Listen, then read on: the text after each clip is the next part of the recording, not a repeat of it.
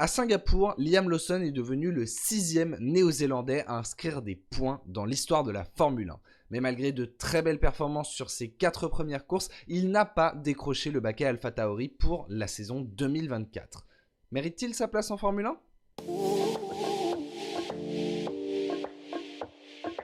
Liam Lawson est né en 2002. Oui, j'étais obligé de le rappeler, ça fait mal. Il débute sa carrière chez lui, en Nouvelle-Zélande, où il amasse les titres nationaux en karting puis en monoplace, avant de partir en Australie à l'âge de 15 ans, où il débute en formule régionale, avec donc des Formule 4. Il y termine vice-champion dès sa première saison, et part pour l'Europe à l'âge de 16 ans seulement, c'est-à-dire en 2018. Après avoir beaucoup gagné en Océanie, il confirme sur le vieux continent où il devient vice-champion en F4 allemande dès sa première saison. L'ascension du jeune Liam Lawson est assez fulgurante. À l'hiver 2019, il remporte son duel avec Marcus Armstrong en Toyota Racing Series, la formule régionale de l'Océanie, et signe avec le Red Bull Junior Team. C'est sous ces couleurs qu'il débute en F3 à 17 ans seulement avec l'écurie MP Motorsport.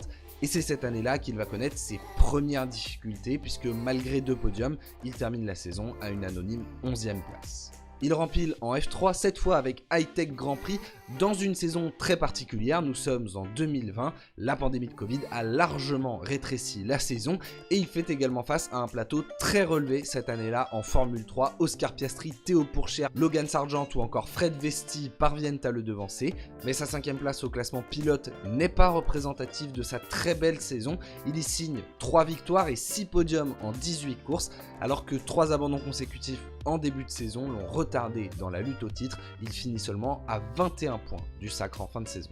Dans le bon wagon, Lawson est immédiatement propulsé en F2, toujours avec Hi-Tech Grand Prix où il signe des débuts fulgurants. Une victoire dès sa première course et un podium en course principale à Bahreïn. Il remporte ensuite la 2e course à Monaco avant d'être disqualifié pour une irrégularité technique.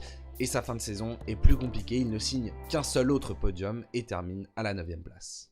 A noter que pendant toutes ces années en monoplace, Lawson enchaîne les doubles programmes. En 2021, il est par exemple engagé en DTM aux côtés d'Alex Albon, où il va devenir le plus jeune vainqueur de l'histoire du championnat et perdre le titre dans la dernière course en étant percuté.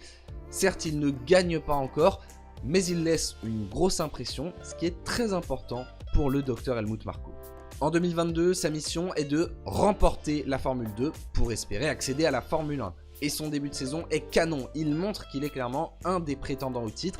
3e puis 2e à Bahreïn, il remporte la première course à Jeddah. Mais une fois de plus, Lawson stagne. En Émilie-Romagne, en Espagne et à Monaco, il enchaîne les 8e et 9e places quand ce ne sont pas des abandons. Malgré tout, Lawson a élevé son niveau de jeu par rapport à la saison précédente, il retrouve le podium à Bakou et signe 3 autres victoires sur le reste de la saison. Mais malheureusement, c'est trop loin pour faire partie de la lutte pour le titre entre Felipe Drugovich et Théo Pourchaire. Il termine quand même cette saison à une belle 3e place, devant notamment Logan Sargent qui lui va accéder à la F1. Il quitte donc la F2, mais n'est pas pour autant lâché par Red Bull, qui a décelé son potentiel et l'envoie en Super Formula sur les traces de Pierre Gasly. La Super Formula, c'est une monoplace aussi puissante qu'une F2 à peu près, mais avec beaucoup plus d'aéro, ce qui la rapproche parfois un petit peu d'une F1. C'est clairement une très bonne monoplace pour se préparer à la catégorie reine, mais le souci est un petit peu le manque de concurrence. Qu'importe, ce n'est pas le problème de Liam Lawson qui s'affirme tout de suite comme un homme fort du championnat en remportant sa première course. Une seule fois en dehors du top 5, il pointe à la 2e place du championnat quand Daniel Ricciardo part à la faute à Zandvoort.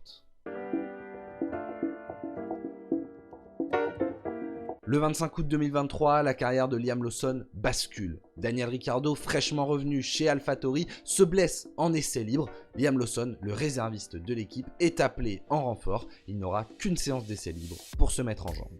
C'est un peu court pour une première séance de qualification. Lawson s'élancera 20e sur la grille, où il sera confronté le lendemain à des conditions apocalyptique. Départ en pneus slick, mais piste détrempée à la fin du premier tour, arrêt au stand obligatoire avant de repasser les pneus slick quelques tours plus tard et de nouveau subir une pluie torrentielle en fin de course. Les changements ne cessent de s'alterner, mais Lawson résiste, ne commet aucune erreur, joue même un temps avec Max Verstappen et termine ce premier Grand Prix à une superbe 13e place devant son coéquipier. La première impression est très bonne et Lawson est logiquement reconduit à Monza. 12e en qualification à moins de 2 dixièmes de son coéquipier, il profite de l'abandon de celui-ci pour finir à la porte des points. Encore une course très solide, sans erreur. Il a déjà fait mieux que Nyck de Vries. Pendant ce temps-là, Ricciardo met du temps à se remettre. L'occasion pour Lawson de continuer à prouver sur un circuit extrêmement exigeant comme l'est celui de Marina Bay. Et justement, c'est à Singapour que le Néo-Zélandais va éclater aux yeux du grand public, signant sa première Q3 dès sa 3e course et excluant, excusez du peu, Max Verstappen du top 10. Toujours aussi impressionnant de régularité en course, il ne commet pas d'erreur et inscrit ses premiers points en F1 qui vont quasiment doubler le compteur de son écurie. AlphaTauri passe de 3 à 5 points. Au Japon, il continue dans sa lignée, 11e sur la grille, 11e en course, ce qui lui permet d'avoir une position moyenne à l'arrivée cette saison de 11e, la meilleure pour un pilote AlphaTauri en 2023, qu'il faut tout de même pondérer bien sûr parce que par exemple un Yuki Tsunoda a eu pas mal d'abandons, mais il faut quand même souligner que Lawson a toujours terminé devant le japonais depuis qu'il est arrivé. Le rookie a donc impressionné sur ses 4 premières courses, si bien que beaucoup d'observateurs le verraient maintenant en Formule 1 à temps plein, sauf que les portes se referment pour 2024. Alors que Lawson impressionne et donne de plus en plus de garanties pour 2024, AlphaTauri a décidé de reconduire Daniel Ricciardo et Yuki Tsunoda. Un timing qui interroge vraiment. Lawson, on l'a vu, a eu une carrière plutôt prometteuse en formule de promotion. Il n'est pas un crack générationnel comme l'ont été des Verstappen, des Leclerc ou des Russell, mais il a un talent indéniable. De plus, il a montré une capacité d'adaptation à la F1 assez impressionnante. Il a eu, dès ses premiers Grands Prix, le niveau que l'on aurait attendu de lui au bout de 10 ou 15 courses. Son arrivée surprise en F1 devrait donc parler en sa faveur.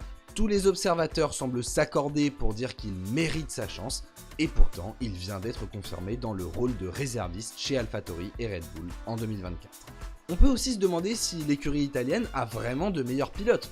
Alors sur le papier, bien sûr, un Daniel Ricciardo ça claque plus qu'un Liam Lawson, mais il ne faut pas oublier qu'il sort de 2 saisons horribles avec McLaren, qu'il a eu 6 mois en dehors de la Formule 1 et qu'à peine revenu, il a eu une blessure à la main qui est tout de même assez conséquente.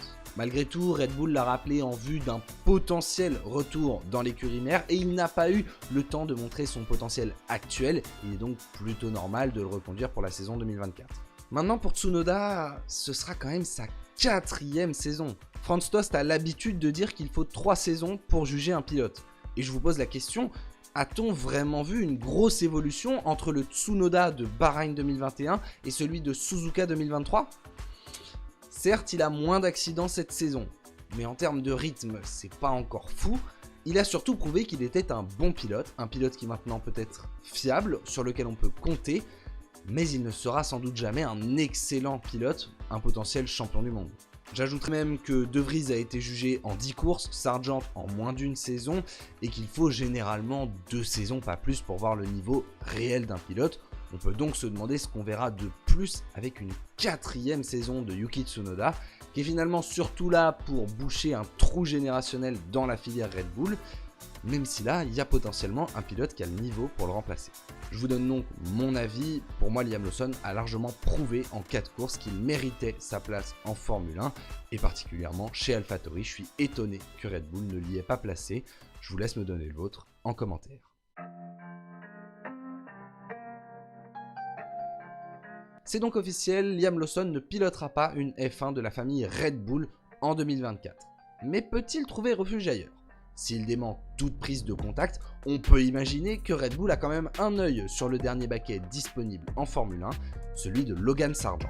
Pour sa première saison en Formule 1, l'Américain n'a pas convaincu et surtout il s'enfonce depuis quelques courses avec des crashs à répétition. Il est clairement sur un siège éjectable, même si son patron James Valls l'a confirmé pour la fin de saison et a confirmé que l'équipe le soutenait, mais ça, cela va plutôt de soi.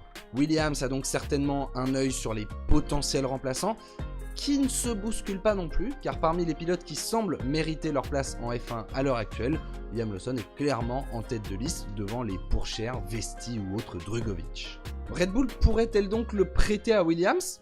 Eh bien ce n'est pas impossible, elle l'avait déjà fait avec Alexander Albon. Alors il faut le rappeler, c'était dans un contexte totalement différent, où Albon avait été écarté de chez Red Bull puis AlphaTauri, et où on cherchait un petit peu à le replacer en F1 pour lui redonner une chance.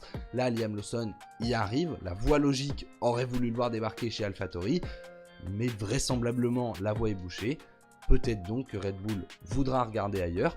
Pour Lawson d'ailleurs, ce serait sans doute une très belle opportunité que d'aller chez Williams. Il se retrouverait au sein d'une écurie saine, en pleine progression, où il pourrait prouver de belles choses et où il serait également loin de toute la pression de l'environnement Red Bull. C'est une idée qui à l'heure actuelle apparaît comme relativement peu probable, mais qui pourrait être un compromis intéressant pour tous les côtés, affaire à suivre. Mais vous, Lawson chez Williams, vous prenez ? Voilà, on a fait le tour concernant le jeune pilote néo-zélandais qui a débarqué en F1 récemment. Quant à nous, on se retrouve ce week-end pour le Grand Prix du Qatar. On suivra et la sprint et la course en direct sur cette chaîne. Donc forcément, n'hésitez pas à vous abonner pour être notifié quand on sera en live. Et sinon, on se retrouve mercredi prochain à 18 h pour une nouvelle vidéo.